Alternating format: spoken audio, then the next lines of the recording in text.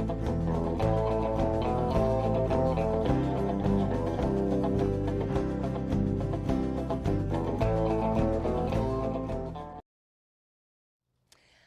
welcome to Western History Alive. I'm Kim Coppell, and I'm going to be your guide as we take a walk through history. Today, we're in Genoa, Nevada's oldest settlement. It was founded in 1851 as a Mormon trading post by John Reese and Stephen Kinsey. In 1855, it was given the name of Genoa by Orson Hyde. And finally, in 1975, it was declared a National Historic District. Now, simply because your building is in a National Historic District doesn't necessarily mean it shares the same status. So we're going to take a journey with this house today and find out how it became registered in the National Historic District as its own National Historic Register in its own right. Today, this is going to be the story of Genoa's historic pink house. Now in 1851, when Colonel Reese arrived here with Stephen Kinsey, they were the first locators of this land, and he simply purchased a lot of land. He owned the land that Mormon Station is sitting on. He had the first land claim 1. He also was the fourth postmaster here in Genoa, and he built a sawmill and a grist mill right up the street on Mill Street and Genoa Street, excuse me. And he had many business dealings here. In 1855, he had a 2-story home built that was built by Mark Gage, and it was located up on Mill Street. Now, unfortunately, after all of Mr. Reese's time here and all the business dealings that he was involved in, eventually his own partner who helped him sell cattle disappeared with the money after a cattle sale. And poor John Reese was in debt into so many things that he couldn't turn his fortune around. By 1859, he did have to leave Genoa and go back to Salt Lake City. Unfortunately, also, he wasn't able to sell all of his property, and it stayed in probate for quite a long time. Now, an original pioneer merchant here in Genoa who had 2 stores was J.R. Johnson. And J.R. Johnson owned this property where we're standing now and was looking to put a home on it and bring his family out from back east. When he was able to do that in 1870, he purchased Colonel Reese's house from Mill Street. He simply had it moved down Mill Street on 2 logs and with a capstan and only 2 men helping, and he put it into place. Now, it wasn't the size of the home that you see here right now. He added on to it to make the 11 rooms that you see, and he painted it pink because in 1870, pink was a very popular color for Victorian-style homes. Now, he had this home until about 1883, and then a local lawyer by the name of Daniel Webster Virgin, who was actually a DA and a judge here, purchased the home because he had a family with 3 young children and he lived on Main Street and needed a larger home. He was a prominent judge and district attorney, so he could afford to purchase this large property. It was District Attorney Daniel Webster Virgin that was able to develop the land that we see around the home. Of course, it's not exactly like it is now, but he planted orchards and he planted a lot of vegetation. Actually, his wife was famous for her raspberry shortcakes, and on July 4th, they used to open up the ice house door around the corner and serve ice cream and her famous raspberry shortcake. Now, I was thinking it might be a good idea to head over to the Courthouse Museum at this time to learn more about the Virgin family.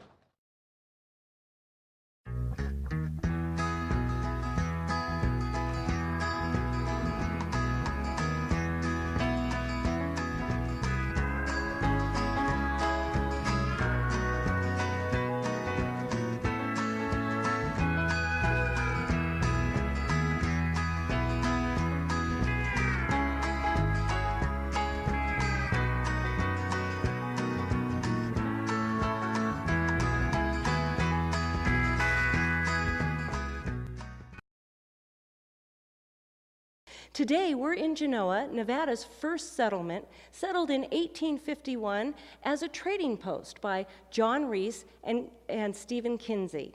By 1855, Orson Hyde had given the trading post the name of Genoa because by then it was a town. And in 1975, this town reached the status of a National Historic District. However, that being said, doesn't mean that every building within the district shares that status on its own. Today is the story of a home's journey to reach its own National Historic District status. This is the story of Genoa's historic pink house. Now, there was an original pioneer merchant who came in the 1860s, about 1863. His name was J.R. Johnson, and he had 2 stores on Main Street. He was in business with Noah Blossom. Now, he had the entire corner of what is now Main Street and Genoa Lane, but he didn't have a home on that property. So by 1870, when Colonel Reese's house, which was a 2-story Gothic Victorian built by Mark Gage up on Mill Street next to the mills, he was able to purchase that home, and he moved it down to his property with an amazing process of only 2 men, some log rollers, and a capstan. He put the home into place, added on to it to eventually make 11 rooms, and painted the house pink, because in 1870 that was a popular color for Victorian homes. Then he was able to bring his family from back east out here to live with him. Now, he lived in the home until about 1883, and then it was time for him to sell it. And he was able to sell it to a local prominent judge and district attorney named Daniel Webster Virgin. Daniel Webster Virgin himself was married and had 3 small children, and was living in a small home on Main Street next to his office. He moved over to the home, and he was basically responsible for developing the house's grounds. Well, he was an orchardist, so he planted several fruit trees. He also planted a lot of vegetables and berries, while his wife was known for her raspberry shortcake. And every 4th of July, they would open up the ice house, serve ice cream, and also her raspberry shortcake. The 3 children grew up in the home, and eventually when Mr. Virgin retired, his own daughter was the person who kind of did the running around for him business-wise. There are people who have written in books that they remember daily seeing carriages and horses lined up in front of his house while they came to visit him just for his advice, people from all over Carson Valley. Now, I wanted to be here in the museum, the Courthouse Museum in Genoa, to share the Virgin family's story with you, because they owned the house for the longest and had the biggest influence on the pink house. So here we are in the courtroom of the Genoa Courthouse Museum.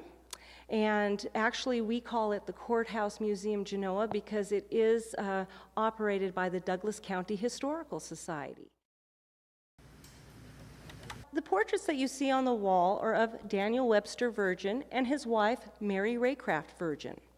The Raycrafts came here in 1860 from back east. They came across the plains, settled here in Genoa, and started and bought a hotel and had a carriage, a hotel business. They were ranchers. They also had a stage business here. And Daniel Webster Virgin, when he came here in 1863, he was a bachelor. He was a new lawyer. He didn't strike it rich in the gold country. So he rented some space at the Raycraft Hotel's depot house and started a business. He purchased a house on Main Street from Jerome Thorington, whose father was hung earlier, a few years earlier, under suspicious occasions. And he got acquainted with the family. In 1859, he married Mary Raycraft, and they started a family and had 3 children. He alternated between being a judge for several years and a district attorney. He was involved in many social aspects of the town of Genoa. He was one of the charter members of the Masonic organization here in Nevada. He was also an Odd Fellow for several years. He belonged to the Nevada Bar, and he was a Republican. Now, when he moved over to the Pink House, he had 2 daughters and a son. William was named after Judge Virgin's father, and their oldest daughter, Ellen, was named after Mary's mother. And then they had a younger daughter, Lily. Now, when they moved over to the Pink House and raised their family in the Pink House, their daughter Ellen was known as a musician around the Carson Valley. And eventually she had an accident in one of the wagons that she was traveling to performance, and never married, and she lived quite a few years being incapacitated. Their son was never married either, and he passed away in 1930, but Lillian was the only one to marry. And so what I'd like to share with you today is the story of Lillian Virgin and her influence on one of the biggest fundraisers here in Genoa. So why don't you follow me to the next exhibit where we will meet Lillian Virgin Finnegan. Well, here we are in another exhibit room at the Courthouse Museum in Genoa, where Judge Virgin actually was the first judge to sit on the bench here. This room is the parlor exhibit. When it was a courthouse, it would have been the jury deliberation room, but the reason for this room is to give our guests an idea of what a parlor would have looked like during the Victorian times. And while the furniture here in this parlor did not come from the Pink House, it is very similar to the furniture that would have been in the Pink House. There is an item here in the parlor that did come from the Pink House, however, and it is the lace curtains that you see in the 3 windows over there. Now, one of the reasons I wanted to bring you into this room to share a very special story of a very special woman that was very influential on the town of Genoa. Not only was she her father's right-hand man in 1926, after her mother had passed away and her husband Louis Finnegan had passed away, she moved back in with her father to help him out, but in her own right she had been a teacher and she had been a suffragette. Her name is Lillian Virgin Finnegan. She was probably one of the most organized women here in Carson Valley. People would come to her in this town to organize events to raise money. One of the most famous events that she helped to raise money for and gave the concept to was Genoa's annual candy dance. Now in 1919, Genoa had the experience of having electricity in town, but they didn't have street lights. And everybody wanting street lights, but just like today in Genoa, in order to have anything done, we have to have a fundraiser because we don't get a lot of money from the county or taxes. We're just a very small town. So Lillian, when her husband was alive, they had been on a riverboat cruise, and there was a dance where they served homemade candy, which was basically considered a delicacy. So she got together with her Aunt Jane Raycraft Campbell, and they came up with the idea of having a midnight supper at the Raycraft Hotel, all of the women in town making handmade candy, and passing it out at a dinner dance across the street at the Raycraft Dance Hall. It was such a success, they were able to purchase 3 street lights that year. When they thought about it, though, they had to have a way to not only purchase more street lights, but keep the street lights lit each year. So what Lillian did was she spearheaded this event to happen each year, and it has since 1919 without fail. So to this year, we will be having the candy dance the last full weekend in September. It's now a 2-day event. It went to a 2-day craft fair event in the 1970s. And now there still is a dinner dance, but you can come to Genoa and experience a lot of handmade crafts and a lot of fun and a lot of people on that day. So don't miss this event if you can help it this year. Now, Lillian Virgin Finnegan lived until she was 60 years old. Her father passed away in 1928, and she passed away in 1938. The romance of the Pink House doesn't end with the Virgins, however, because in 1928, on the August day of Judge Virgin's funeral, there was a couple in town on their own honeymoon visiting some friends, and they stood on Main Street and spied the Pink House just across the street, and they dreamed of what it would be like to own that special house. Little did they know that 11 years later, they would be purchasing the Pink House from Lillian Virgin's estate in 1938. Now, they owned the house for several years until one day when Percy passed away. This was Agnes and Percy Train. When Percy passed away, Mrs. Train brought her parents out from back east to live with her. Now, she remarried, and she got married in the garden of the Pink House, just like Lillian Virgin Finnegan did. And eventually, she and her new husband moved to California, so her parents remained in the house for several years until her father passed away. At that point, she decided it was time to sell the property, and this was 1956. From 1956 until today, there have been several property owners of the Pink House. It was in the late 60s that it became a commercial property.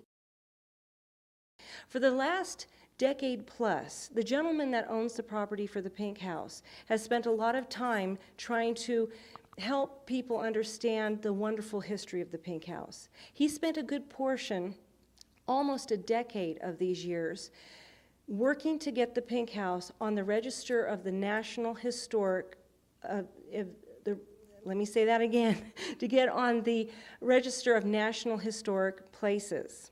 It was a long, hard haul because many of you might know if a house has been moved or it has been renovated in any manner, usually you cannot get that status. But he was able to prove to the committee through much historic documentation the importance of this home in the beginning of what was to become the state of Nevada. Orson Hyde, John Reese, and many of the government officials that started the town of Genoa met in the parlor of Colonel Reese's home when it was up on Mill Street. The house's architecture, which is originally Gothic revival, was added onto, but not in a way to distort the architecture, but to enhance it and bring it into the Queen Anne era. So these 2 points, along with several others, helped the committee to decide that yes, indeed, this home was significant enough to place on the Register of National Historic Places. And again, not every building within this district enjoys that status. I'd like to expand upon what we were talking about before about the courthouse here. This is the Courthouse Museum in Genoa, and it is the oldest courthouse in the state of Nevada. It was built in 1865, and it lasted as a courthouse until 1915 when the county seat was moved. But during the time that it was a courthouse, when Judge Virgin was actually the first judge to sit on the bench here, it saw many cases in this courtroom. There were water rights issues, divorces, murders, the average thievery and burglary. There was all kinds of lively cases that were heard here. Here in the Courthouse Museum, we have been able to turn it back into what it looked like when it was a courthouse. It's had 3 lives. After 1915, it sat vacant for about a year, and then it was sold to the school district for about $150. And there was a 1-room schoolhouse up 5th Street that was overflowing at the time, and they desperately needed an elementary school.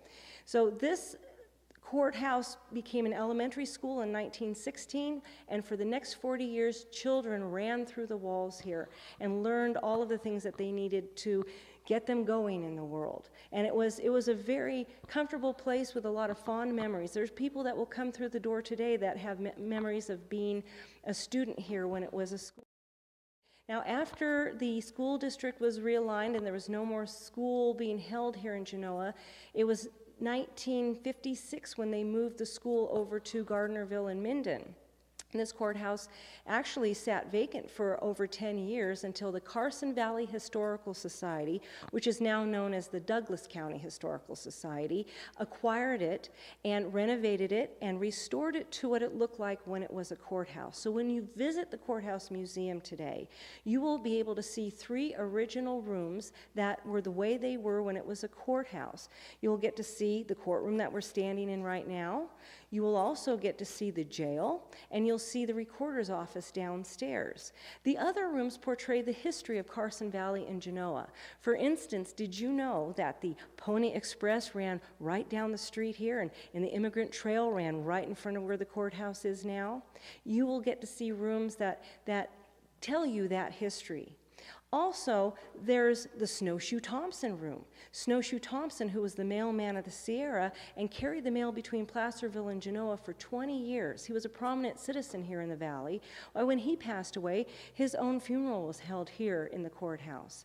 So the Courthouse Museum here in Genoa is a wonderful way to experience the history of Genoa and Carson Valley.